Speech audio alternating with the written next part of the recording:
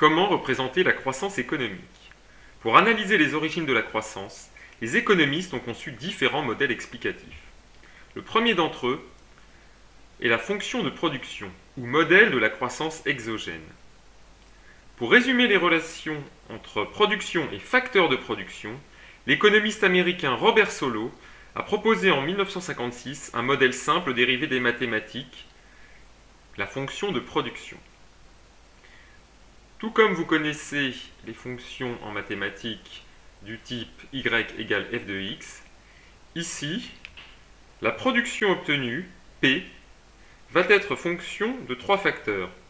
Le travail, noté L comme labor en anglais, le capital, noté K, et un troisième facteur résiduel, la productivité globale des facteurs ou progrès technique noté A. Le processus de croissance peut donc se résumer à P égale F de LKA. Dans ce modèle, le progrès technique ainsi que la croissance sont considérés comme exogènes, c'est-à-dire résultant de données extérieures à l'activité économique telles que les connaissances scientifiques. D'une certaine manière, le progrès technique est comme tombé du ciel. Cette fonction de production permet de distinguer deux grandes origines de la croissance économique. Si elle provient essentiellement d'une augmentation des quantités de facteurs utilisés, L et K, on parle de croissance extensive. Si elle provient essentiellement d'une amélioration de la productivité globale, A, ou du progrès technique, on parle de croissance intensive.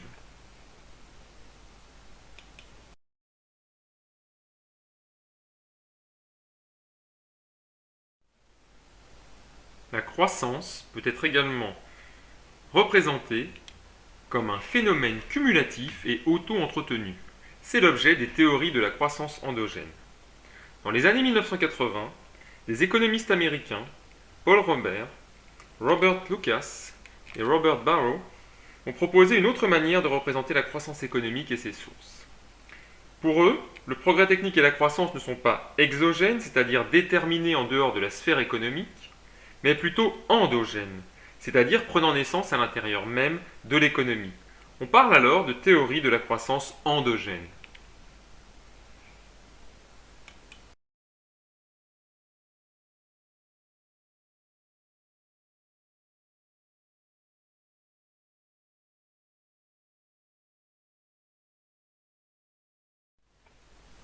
Les théories de la croissance endogène s'efforcent de montrer que la croissance économique, une fois amorcée par des investissements judicieux réalisés par les agents économiques dans les différentes formes de capital, est en mesure de s'auto-alimenter.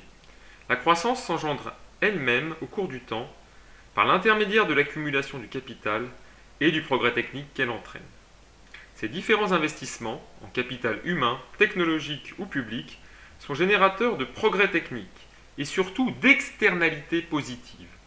Celles-ci désignent les conséquences positives de l'activité économique d'un acteur économique sur au moins un autre acteur sans qu'il y ait eu échange marchand ou signature d'un contrat entre eux. Les investissements réalisés profitent ainsi à tous les agents économiques sous forme de connaissances supplémentaires facilement accessibles. Par exemple, l'innovation de l'un stimule celle des autres, ce qui les incite à produire plus sans coût trop élevé. La croissance engendre alors des revenus supplémentaires qui permettent de financer une nouvelle accumulation du capital et de prolonger le cercle vertueux d'innovation et d'enrichissement.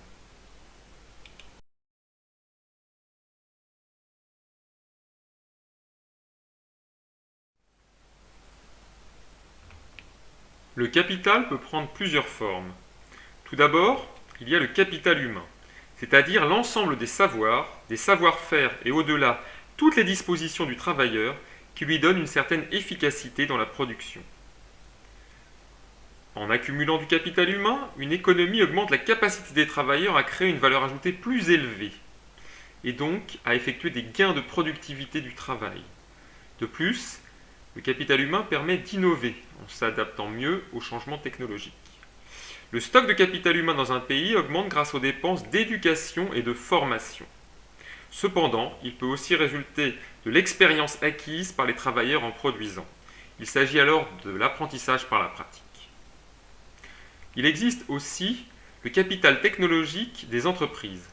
On parle de capital privé.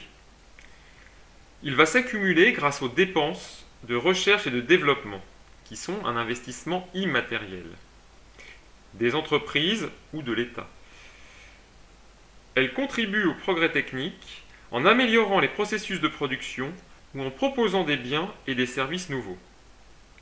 Enfin, il existe également un capital détenu par l'État ou les pouvoirs publics, c'est donc le capital public. Celui-ci se présente principalement sous forme d'infrastructures, par exemple des infrastructures de communication ou de télécommunication.